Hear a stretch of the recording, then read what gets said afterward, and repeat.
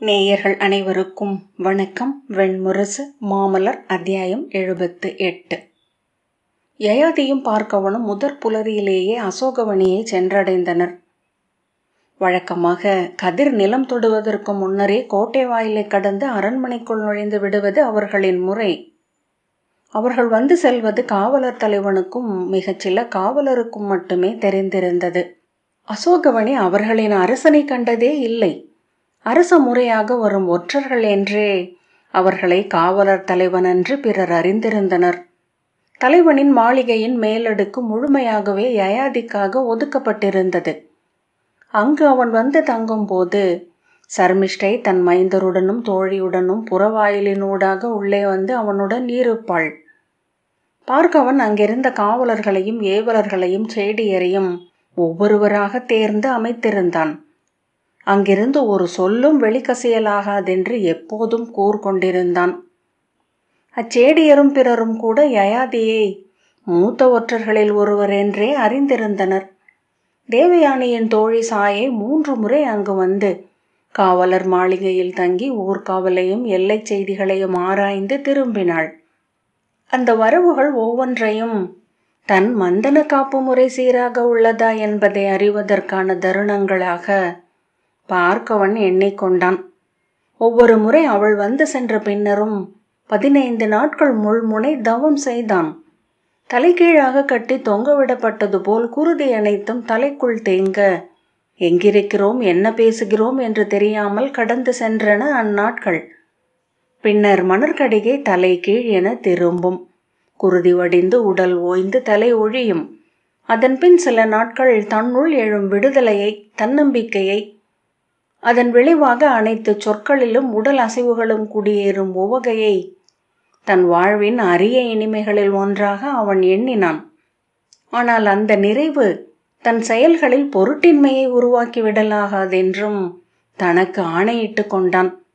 16 ஆண்டுகள் ஒரு மந்தனத்தை கண் பெருகி செவி பெருகி கைவிரித்து புவியாளும் பாரத வருஷத்தின் முதல் சக்கரவர்த்தியினிடமிருந்து மறைத்துவிட்டதை எண்ணும் போது சில தருணங்களில் அவன் உள்ளம் அறியாத அச்சம் ஒன்றால் அசைவிழக்கும்.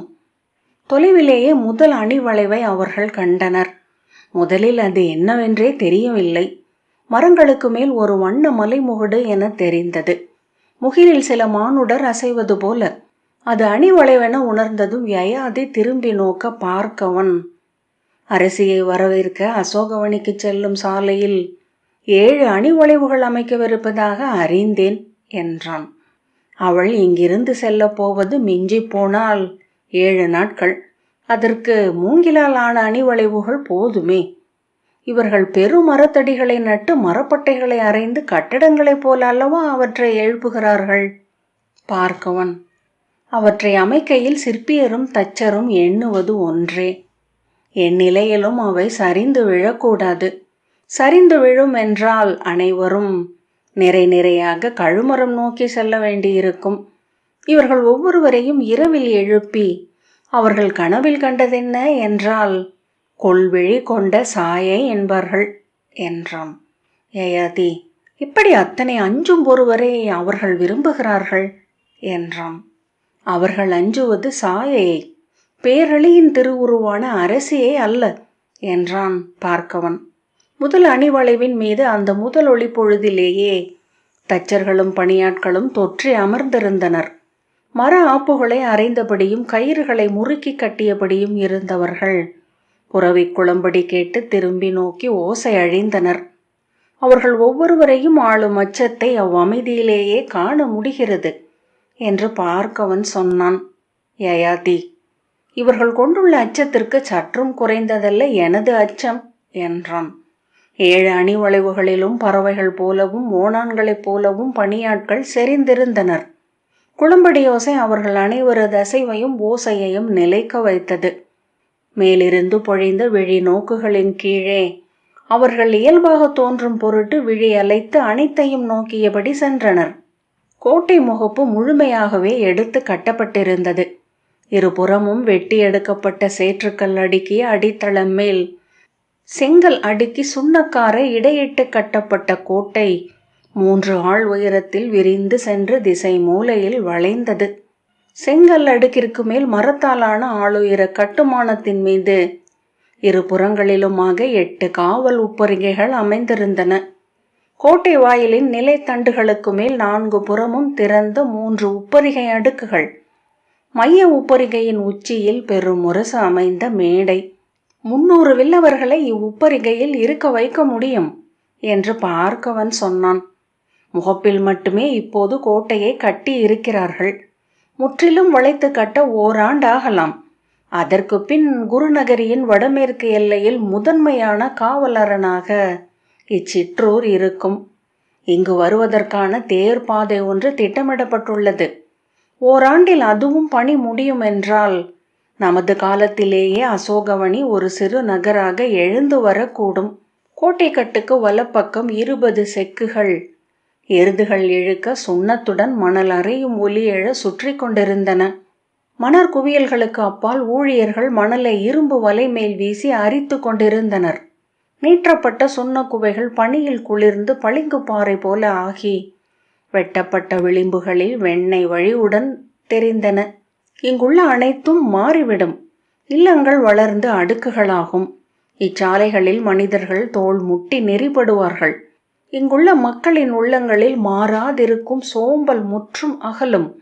இன்று நடக்கையிலும் அமர்ந்திருப்பவர்களின் சாயல் கொண்டிருக்கும் இவர்களின் முகங்கள் துயில்கையிலும் ஓடுபவர்கள் போல மாறிவிடும் என்றான் பார்க்கவன்.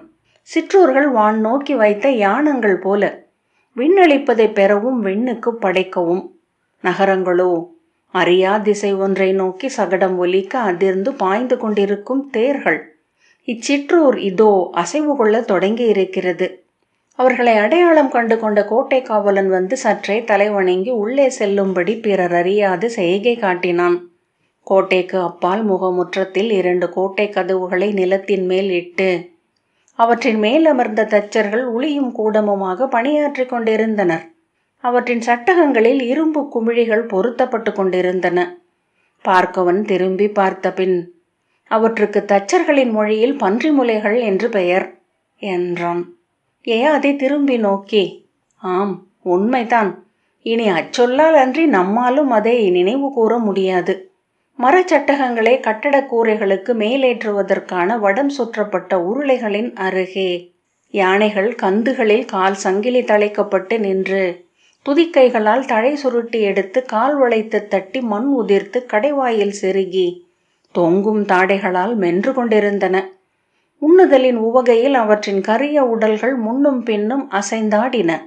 வால் சுவை திளைக்கும் நாவென நெளிந்தது.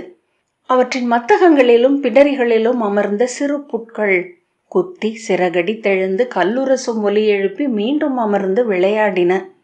அவற்றின் கரிய பேருடலுக்குள் இருந்து ஆத்மா விடுதலை பெற்று காற்றில் எழுந்து எடையின்மையில் திளைப்பதாக யயாதி எண்ணிக்கொண்டான். அப்பால் சால மரத்தின் நிழலில் அவற்றின் பாகன்கள் அமர்ந்து சோழியும் கல்லும் ஆடிக்கொண்டிருந்தனர். அவர்களின் பூசல் ஓசை எழுந்து அடங்கியது. அசோகவனியின் தெருக்கள் பல மடங்கு பெருகிவிட்டன என்று தோன்றியது. சாலையின் இருபுறமும் வணிகர் நிறைகள் தோள் முட்டி அமர்ந்து பொருட்களை கடைபரப்பி கொடிகளை அசைத்து கூவி விற்று கொண்டிருந்தனர். வெண்களிமண் பாண்டங்கள், பளிங்கு செதுக்கு கலங்கள், இரும்பு வார்ப்பு அடுமனை கலங்கள், செம்பு கிண்ணங்கள், பித்தளை குவளைகள், வெண்கல விளக்குகள், உப்புக்கட்டிகள், வெவ்வேறு வடிவு கொண்ட படைக்கலங்கள், மாந்தளிர் என மின்னும் தோல் பொருட்கள், மர உரிகள், கலிங்க பருத்தி ஆடைகள், சிறு பொன்னணிகள், மரச்செதுக்கு பாவைகள். அசோகவனி அவற்றில் பெரும்பாலானவற்றை அதற்கு முன்னர் பார்த்தே இராது என தெரிந்தது. தங்கள் இல்லங்களிலிருந்து எழுந்து வந்து தெருக்களெங்கும் நிறைந்து பெருகிய மக்கள் உரத்து கூவி விலை பேசியும் சிரித்தும் பூசலிட்டும் ஒலி என ததும்பினர். அவர்களினூடாக எடைமிக்க சகடங்கள் மண்ணில் அழுந்தி ஒலிக்க மரச்சட்டங்களையும் பலகைகளையும் ஏற்றிய வண்டிகளை கோவேறு கழுதைகளும் எருதுகளும் இழுத்துச் சென்று கொண்டிருந்தன. அவைகளை ஓட்டியவர்களும் உடன் நடந்தவர்களும் எழுப்பிய ஆள் விலக்கு கூச்சல்களும் விலங்கு ஓட்டும் ஓசைகளும் ஊடு கலந்தன. அவர்களின் புறவிகள் மீது மக்கள் வந்து முட்டிக்கொண்டே இருந்தனர். அவர்களின் உடல்களுக்கு கூட்டமும் நெரிசலும் பழகவில்லை. வணிகர்கள் வந்து தங்கிய யானை தோல் கூடாரங்கள் வீடுகளுக்கு அப்பால் தெரிந்த புற முற்றங்களில் கற்பாறைகள் என காட்டெருமைகள் என கரிய தொகைகளாக பறந்திருந்தன. அவற்றில் பறந்த கொடிகள் காற்றில் புறாச்சிறகென படபடத்தன. நகரின் அத்தனை கட்டடங்களிலும் பணி நடந்து கொண்டிருந்தது. அரக்கும் மெழுகும் பூசப்பட்ட கூரைகளில் காலையொளி நீர்மையென வழிந்தது. செந்நிறமும் பொன்னிறமும் மயில் நீளமும் கலந்து பூசப்பட்ட இல்லங்கள் புத்தாடை அணிந்து நாணி நிற்பவை போல் இருந்தன. யயாதி, ஒரு வருகை சிற்றூரை நகரமாக்கி விடுவது விந்தை என்றான். படைகள் தங்குமிடங்கள் ஊர்களாவதை கண்டிருக்கிறோம். பேரரசியின் கால்பட்ட இடங்களிலெல்லாம் நகரங்கள் முளைக்கின்றன என்கிறார்கள் சூதர் என்றான் பார்க்கவன். அவளே அதை உருவாக்குகிறாள் என்றான் யயாதி. செல்லுமிடம் அனைத்தையும் திரு பெய்து பொலிவுறச் செய்வது பேரரசியின் வழக்கம்தான் என்று பார்க்கவன் தொடர்ந்தான். நகரம் என்றாவதே அரசின் வளர்ச்சி என்பதில் அவர்களுக்கு ஐயமில்லை. யயாதி, ஆம், அது அரசு சூழ்தலின் ஒரு கொள்கை. ஒரு சிற்றூர் எதையும் வெளியிலிருந்து பெற்றுக்கொள்வதில்லை, வெளியே எதையும் கொடுப்பதும் இல்லை. நகரங்களில் செல்வம் உட்புகுந்து சுழன்று நுரைத்து பெருகி விளிம்பு கடந்து வெளியே வழிந்து கொண்டே இருக்கிறது. அருவி வீழும் கயம் போன்றது நகர் என்று அர்த்த சூத்திரம் சொல்கிறது. நகரங்கள் பெருகுவது நாடு பொலிவதன் அடையாளம் என்றான் பார்க்கவன். அரசி வரும்போது இவ்வூரின் பெயரும் மாறுகிறது. இதை அசோக நகரி என அழைக்க வேண்டும் என அரசி ஆணையிடப் போகிறார்கள் என்றான். யயாதி திரும்பி நோக்கிய போது அவ்வூரை ஒட்டுமொத்தமாக பார்க்க முடிந்தது. அசோக நகரி. ஒரே இரவில் மண்ணுக்குள் இருந்து பல்லாயிரம் நாய்க்குடைகள் எழுவதை அவன் வங்கத்தின் காடுகளில் கண்டிருக்கிறான். மண்ணுக்குள் அவை முன்னரே முழுதாக வளர்ந்து காத்திருந்தன என்று தோன்றும். அந்நகர் எங்கோ இருந்திருக்கிறது, முழுமையாக ஒருங்கி தருணம் காத்து. அவர்கள் அரண்மனையை அடைந்த போது இளவையில் வெளித்து விட்டிருந்தது. அரண்மனை முழுமையாகவே மறு அமைப்பு செய்யப்பட்டு கொண்டிருந்தது. அதன் இருபுறமும் இணைப்பு கட்டடங்கள் 2 கைகள் போல நீண்டிருந்தன. கூரைப்பணிகள் அப்போதும் முடிவடையவில்லை. பலகைகளும் சட்டங்களும் தொங்கும் சரடுகளும் மூங்கில் சாரங்களுமாக நின்றிருந்த மாளிகையின் பின்னணியில் நூற்றுக்கணக்கான வீரர்கள் வெவ்வேறு உயரங்களில் தொற்றி அமர்ந்தும் முற்றமெங்கும் பரவியும் கூச்சலிட்டு பணியாற்றி கொண்டிருந்தனர். பெருமுற்றம் முழுக்க மரச்சட்டங்களும் மரப்பலகைகளும் அட்டிகளாக பரவி இருந்தன. அவற்றை எடுத்து மேலே செல்லும் வடங்கள் சுற்றப்பட்ட சகடங்களை யானைகள் துதிக்கையால் பற்றி சுழற்றின. சாரங்களின் மேல் மெல்ல மெல்ல பெரும் சட்டம் ஒன்று அசைந்து தயங்கி மீண்டும் உயிர் கொண்டு ஏறிச் சென்றது. கற்பாளங்களையும் ஓடுகளையும் கொண்டு வந்து இறக்கிய பின் எருதுகள் ஆங்காங்கே தறிகளில் கட்டப்பட்டு வால் சுழற்றி கொம்பு குலுக்கி சலங்கை ஓசையுடன் வைக்கோல் மென்று கொண்டிருந்தன. வண்டிகள் வந்து வந்து உருவான குழி வழிபாதையில் 2 எடை வண்டிகள் எருதுகள் தசை புடைக்க தலை தாழ்த்தி இழுத்து வந்தன. கோவேறு கழுதிகளால் இழுக்கப்பட்ட வண்டிகள் மறுபக்கம் சற்று சிறிய சாலை வழியாக வந்து நின்று அரக்கு பொதிகளை இறக்கின. அவற்றை இறக்கி அடுக்கிய வீரர்கள் மூங்கில் வைத்து அவற்றை நெம்பி சீரமைத்தனர். கயிறு கட்டி காவடியில் பொதிகளை தூக்கி கொண்டு சென்றவர்கள் எழுப்பிய ஓசைகள் போர்க்களம் போல ஒலித்தன. அரக்கு உருகும் மனம் தொலைவிலிருந்து எங்கோ எழுந்து கொண்டிருந்தது. அவர்கள் வந்ததை உள்ளிருந்து பார்த்த காவலர் தலைவன் உக்ரசேனன் ஓடி வந்து யயாதியின் புறவியின் கடிவாளத்தை பற்றி கொண்டு முகமன் கோரி தலை வணங்கினான். பொறுத்தருள வேண்டும் அரசே, பணி தொடங்கி நெடுநாட்கள் ஆகின்றது. வெறி கொண்டு வேலை செய்து கொண்டிருக்கிறோம். இன்னும் பணி முடிவடையவில்லை. அரசி வருவதற்கு இன்னும் சின்னாட்கள் இருக்கிறதென்று எண்ணும் போதே நெஞ்சிலும் வயிற்றிலும் அனல் அச்சுறுத்துகிறது என்றான். கவலையுடன் திரும்பி அரண்மனையை நோக்கிவிட்டு, துயில் மறந்து பணியாற்றுகின்றோம். எப்போது இந்த வேலை முடியும் என்றே தெரியவில்லை. இன்னும் பல கட்டடங்களுக்கு கூரை பொறுத்தே முடியவில்லை என்றான். பார்க்கவன், முடிந்துவிடும். எப்போதும் அது அப்படித்தான். இறுதி சில நாட்களில் நாம் செய்யும் பணி பல மாத பணிகளுக்கு நிகரானது. எப்படி முடிந்ததென்று நாமே அறியாதிருப்போம். நம்முடன் வாழும் தெய்வங்கள் நம் கைகளையும் சித்தத்தையும் எடுத்துக்கொள்ளும் தருணம் அது. பணி முடிந்த பின்னர் நம் வாழ்நாள் முழுக்க 3 நாட்களில் வாழ்ந்ததை பற்றியே பேசிக்கொண்டிருப்போம். மானுடன் வாழ்வது அவன் எய்தும் உச்சங்களில் மட்டுமே என்றான். ஆம், அதையே நம்பிக்கொண்டிருக்கிறேன், தெய்வங்களின் விருப்பை என்றான் உக்ரசேனன். வருக என்று அவர்களை உள்ளே அழைத்துச் சென்றான்.